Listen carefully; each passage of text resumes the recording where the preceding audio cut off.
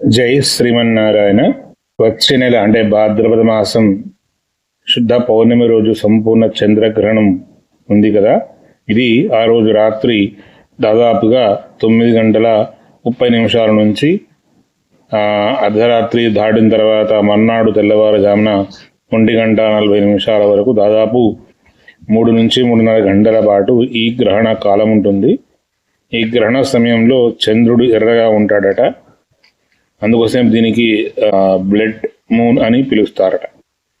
ఈ గ్రహణము కుంభరాశి వారికి ఎఫెక్ట్ చూపుతుంది. కుంభరాశి వారు ఈ గ్రహణము చూడకూడదు. అదేవిధంగా గర్భిణీ స్త్రీలు జాగ్రత్తగా ఉండాలి.